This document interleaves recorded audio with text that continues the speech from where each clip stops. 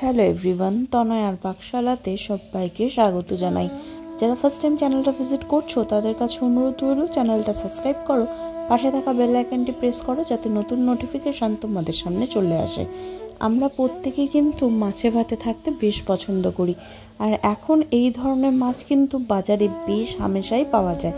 তাই জন্য মনে হলো এরকম একটা রেসিপি নিয়ে হাজির করি তোমাদের সামনে। আমাদের চ্যানেলে আমি জানি তোমরা হয়তো এটা জেনে থাকবে, কিন্তু আমরা যেহেতু নতুন তাই আমাদের চ্যানেলে এটি প্রথমবার। ভোলা মাছের ঝোল। এই ভোলা মাছের ঝোল বানানোর জন্য লাগছে অবশ্যই ভোলা মাছ।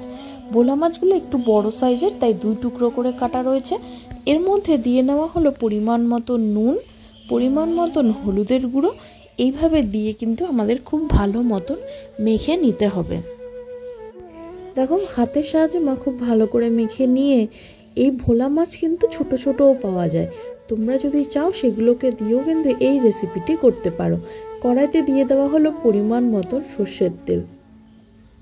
তেল খুব ভালো গরম হলে এবার সেই নুন হলুদ মেখে রাখা মাছগুলোকে আমাদের দিয়ে দিতে হবে। দিয়ে কিন্তু মিডিয়াম টু হাইতে দিয়ে খুব ভালো মতন এপিট ওপিট করে আমাদের এই সম্পূর্ণ মাছগুলোকে ভেজে তুলে নিতে হবে। ভোলা মাছ কিন্তু ভীষণ নরম আর খেতে বেশ ভালো হয়।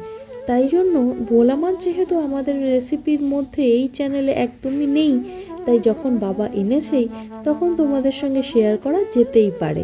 দেখো, মাছ আমাদের খুব সুন্দর এপিট ওপিট ভালো মতন ভাজা হয়ে গিয়েছে, যেগুলোকে মাছ তুলে এইভাবে রেখে দিল। এবার ওই কড়াইতেই দিয়ে দেওয়া হলো পরিমাণ মতন কালো জিরে, কাঁচা লঙ্কা আর পরিমাণ মতন পেঁয়াজ। এখানে মাছের কোয়ান্টিটি অনুসারে তোমরা পেঁয়াজ ব্যবহার করবে। এখানে আমাদের মাছের কোয়ান্টিটি অনেকখানি ছিল, তাই একটা বড় সাইজের পেঁয়াজকে এইভাবে রাফলি বলতে পারো বা স্লাইস করে একটু মোটা মোটা করে কেটে নেওয়া হয়েছে। দেখো, দিয়ে কিন্তু মিডিয়াম টু হাইতে দিয়ে খুব ভালো মতন গোল্ডেন ব্রাউন কালার ধরা অবধি অপেক্ষা করব। খুব বেশি গোল্ডেন ব্রাউন করব না, তাহলে পেঁয়াজের থেকে একটু অন্যরকম ভাজা গন্ধ ছাড়বে, যেটা মাছের ঝোলটাকে একদম অন্যরকম করে দেবে। দেখো, হালকা একটু গোল্ডেন ব্রাউন কালার ধরলেই একটা বড় সাইজের টমেটো দিয়ে পরিমাণ মতো নুন হলুদ কাশ্মীরি লঙ্কার গুঁড়ো এই সম্পূর্ণটা দিয়ে কিন্তু আমাদের ভালো মতন এবার ভাজা ভাজা করতে হবে। এই সময় যদি মনে হয় একটু লেগে লেগে যাচ্ছে, তাহলে সামান্য একটু জলের পরিমাণ তোমরা দিতে পারো। দিয়ে দেখো, আবারও কিন্তু খুব ভালো মতন আমাদের এটাকে কষাতে হবে। খুব সুন্দর ভাজা মতন গন্ধ ছাড়লে দিতে হবে পরিমাণ মতন ধনের গুঁড়ো। দিয়ে কিন্তু দেখো আবারও খুব ভালো মতন কষাতে হবে।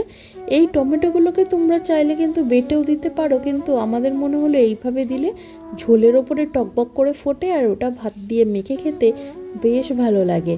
দেখো, যদি মনে হয় আবারও একটু জলের প্রয়োজন, জল দিয়ে খুব ভালো করে কষানো হয়ে গেলে এবার আমাদের পরিমাণ মতন জল দিয়ে দিতে হবে। এখানে আমরা কিন্তু দেখো মোটামুটি একটু বেশ অনেকখানি জল দিয়েছি, কারণ আমাদের এখানে মাছের পরিমাণটা বেশ অনেকখানি। তাই জন্য জল দিয়ে জলটা মোটামুটি একটু গরম হয়ে আসলেই দিয়ে দিতে হবে সেই ভেজে রাখা ভোলা মাছগুলোকে। দিয়ে কিন্তু ঢাকা চাপা দিয়ে 10 থেকে 15 মিনিট মতন অপেক্ষা করলেই একদম রেডি হয়ে যাবে আমাদের এই ভোলা মাছের ঝোল। দেখো, খুব সুন্দর মাছও সিদ্ধ হয়ে গিয়েছে আর ঝোল একদম প্রপারলি ডান। এবার এর উপর থেকে দিয়ে দিতে হবে চিড়ে নেওয়া কিছু কাঁচা লঙ্কা, যেটাতে সেন্টটা ভীষণ ভালো আসে, আর ওপর থেকে ছড়িয়ে দেওয়া হলো পরিমাণ মতন ধনেপাতা। ভালো লাগলে ভিডিওটি লাইক করো, শেয়ার করো, কমেন্ট করো। বাড়িতে আত্মীয় স্বজন আসলে একবার এইভাবে অবশ্যই ভোলা মাছ ট্রাই করো। ধন্যবাদ, দেখা হচ্ছে আরও একটা রেসিপির সাথে।